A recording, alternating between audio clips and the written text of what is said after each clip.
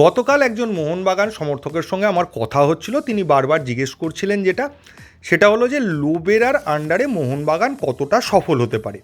যদি এক কথায় উত্তর দিই তাহলে সেটা হবে সময় বলবে। আগে থেকে বলা যায় না যে লোবেরা কতটা সফল হতে পারে, কিন্তু তাও তিনি বারবার জিজ্ঞেস করছিলেন যে আপনার কি মনে হয় বা প্রেডিকশান কি করা যায়। তো সেটা তাকে যা বললাম সেগুলোই আপনাদেরকে আজকের ভিডিওতে আমি বলবো।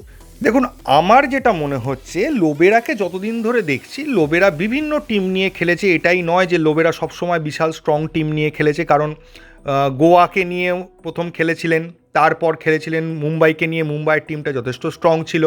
তারপর তিনি উড়িষ্যা এফসিতে যান। কিন্তু একটা জিনিস দেখা গেছে যে লোবেরার যে টিম হয়েছে প্রত্যেকবার, সেই টিমটা কিন্তু খারাপ খেলেনি। হ্যাঁ, আপনি বলতে পারেন যে উড়িষ্যাকে নিয়ে সেইভাবে চ্যাম্পিয়নশিপ বা লিগ শিল্ড জেতা, যেটা মুম্বাইকে নিয়েও করেছিলেন, গোয়াকে নিয়েও করেছিলেন, সেটা করে দেখাতে পারেননি। কিন্তু এটা কেউ বলতে পারবে না যে উড়িষ্যা খুব খারাপ খেলেছে। প্রথমত, লোবেরা বহু দিন ধরে আইএসএল দেখছেন। আইএসএলের টিমের প্লেয়াররা যারা রয়েছে, মানে ইন্ডিয়ান প্লেয়ার যারা রয়েছে আইএসএলে, তাদের সম্পর্কে তার একটা ধারণা আছে, টুর্নামেন্ট সম্পর্কে তার একটা ধারণা আছে, ভারতীয় প্লেয়াররা কতটা কী করতে পারে, বিদেশির কতটা প্রয়োজন, এই সমস্ত বিষয় কিন্তু ওনার ধারণা আর পাঁচটা কোচের থেকে অনেকটাই বেশি। এবং ওড়িশার ক্ষেত্রে যদি দেখেন, ওড়িশার ক্ষেত্রে কিন্তু লোবেরা যে টিমটা পেয়েছিল, ম্যাক্সিমাম প্লেয়াররাই বয়স্ক ছিল। অন্যান্য কোনো টিমে কিন্তু সেই প্লেয়াররা সেইভাবে চান্স পায়নি, বা অন্যান্য টিম থেকে রিজেক্টেড প্লেয়ার ছিল, তাদেরকে নিয়েও ওড়িশাকে একটা জায়গা পর্যন্ত তিনি নিয়ে যেতে পেরেছিলেন।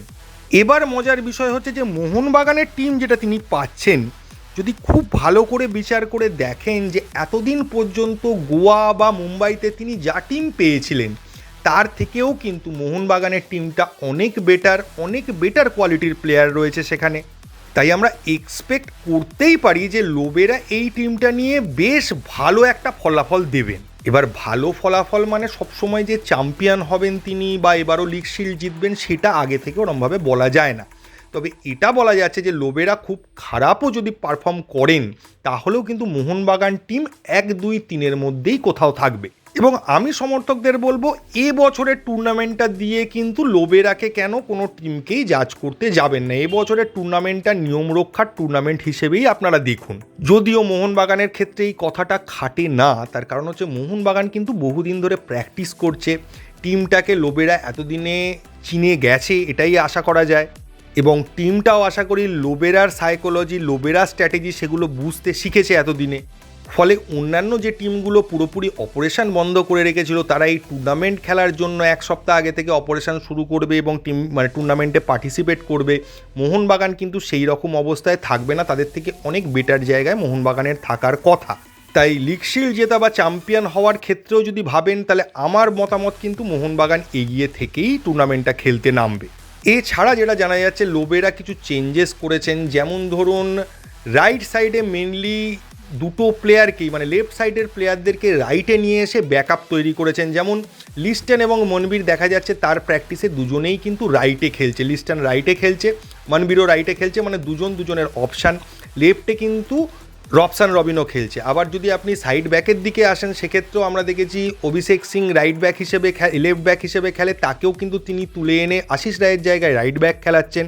এবং একটা নতুন ছেলেকে, ইয়ং টিমের একজন সদস্যকে তিনি লেফট ব্যাকের জায়গাটা রিপ্লেস করতে চাইছেন এবং তাকে ধীরে ধীরে তৈরি করছেন সুভাশিস বোসের ব্যাকআপ হিসেবে। এবং আরও একটা জিনিস চোখে পড়ছে, সেটা হচ্ছে যে ওনার ফরেন প্লেয়ারদের ডিস্ট্রিবিউশনটা থাকছে সিঙ্গেল ফরেন সেন্টার ব্যাক, মানে হয় অ্যালবার্টো নয় Tom Aldred. Alberto first choice, না হলে টম অ্যালড্রেড নামবে অ্যালবার্টোর জায়গায় প্রয়োজন হলে।